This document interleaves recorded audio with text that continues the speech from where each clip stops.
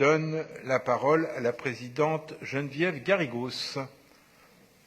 Chers collègues, Monsieur le maire, je voudrais pour aborder cette délibération convoquer un souvenir gravé en mon cœur et qui est celui d'une chanson. Une simple chanson dont les paroles sont empreintes d'espoir et de force, mais dont les mots ont été tachés de sang le 4 novembre 1995 parce qu'ils étaient dans la poche d'un homme immense qui venait de la chanter et qui s'est écroulé sous les balles d'un fanatique. Cette chanson, c'est Shir LaShalom, une chanson pour la paix. Et c'est devenu le symbole de cet espoir qui perdure, malgré le deuil, d'un succès du processus de paix et du rejet de la violence. Certaines et certains dans notre Assemblée ne sont pas jeunes d'assez d'années pour savoir tout ce que ce processus a pu représenter pour ma génération. Et d'autres. Le prix Nobel de la paix, accordé en 1994 à Yitzhak Rabin, Shimon Peres et Yasser Arafat, nous a permis d'enfin entrevoir la possibilité de deux États coexistant dans la paix, d'en finir avec la spirale infernale de la violence. Cet espoir n'était ni naïf, ni défaitiste, ni vain. Yitzhak Rabin, homme de paix par excellence, a d'abord été un homme de guerre et non des moindres. C'est lui qui, comme chef d'état-major, a obtenu la victoire dans la guerre des 6 jours.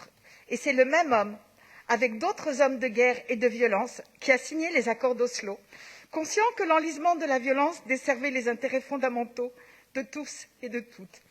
C'est lui qui a chanté cette chanson dans ses derniers instants.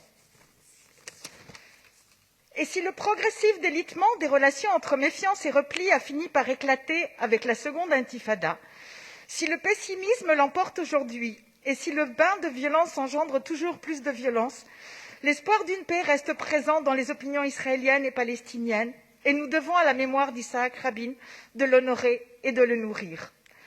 En 2005, 200 000 personnes se sont rassemblées sur la place Yitzhak Rabin pour chanter la chanson pour la paix.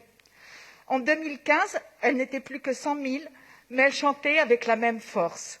Le 13 janvier 2021, nous célébrerons avec un peu de retard, Covid oblige, le 25e anniversaire, ici même, de cet assassinat, de la disparition de ce grand homme. Il ne tient qu'à nous, en cette période propice à l'allumage des Lumières, de faire résonner un chant pour la paix et de faire vivre pour une nouvelle génération un espoir nouveau.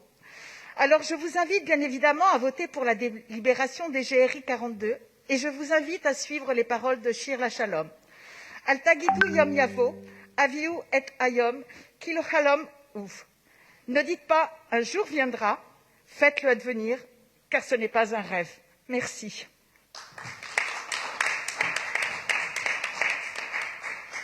Merci Madame la Présidente pour ce très bel hommage.